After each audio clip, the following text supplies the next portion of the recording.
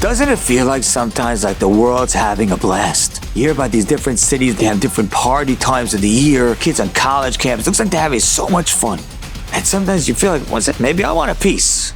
The Gemara says it's Sanhedrin. Chananya, Mishael, Azariah lived in a time of Nebuchadnezzar, and Nebuchadnezzar wanted them to bow down to idols. They refused, and he threw them into a blazing hot furnace, and they lived. Says Rabbi Tanchem and Chaniloi, when they came out of the fire alive, the nations of the world came, and they tapped the Jewish people on the head. The rest of the Jewish people that had bowed down to the idols, the Goyim said to them, Yesh lachem elokah kazeh? You have a God like this that could save you from the fire? And you bow down to an idol?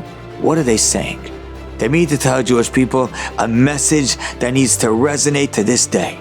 I'll share with you the message from something I heard from Urin Reich at the Adire Torah event a little while ago.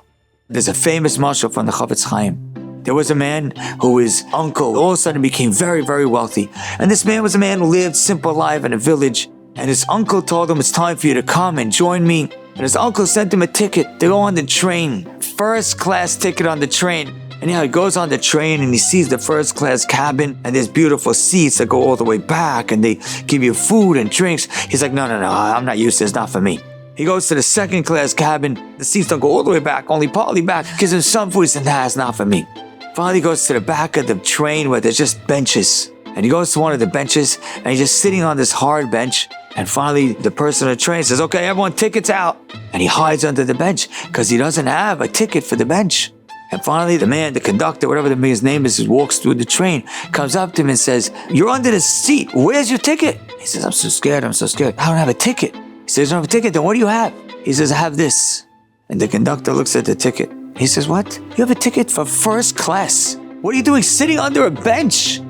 I'll tell you the truth. The nations of the world, society looks like they're having a blast. That's because that's the best they got. They were never offered a seat in first class. They were never offered a life of Torah and mitzvahs. They were never offered a life to have Shabbos the way we do, to have marriages the way we do, to daven the way we do, to have the happiness we have, to have the fulfillment we have, the satisfaction we have, the meaning we have. The nations of the world came to the Jewish people and said, I understand why we bow down to the idol. We have no options. You have a God like this that just saved Hanani, Mishael, Azariah from the blazing furnace. You have an incredible first-class ticket and you didn't take it? What's wrong with you? I know this country, that time of year, there's different parties that they're having. You might even be curious, what are those parties like? I'll tell you what, those parties are for people in the back of the train. The life that we were offered is so much better. The life of turning away, the life of conviction, the life of focus and discipline and strength, that is a ticket in the first class cabin. Don't find yourself quivering under a bench in the back.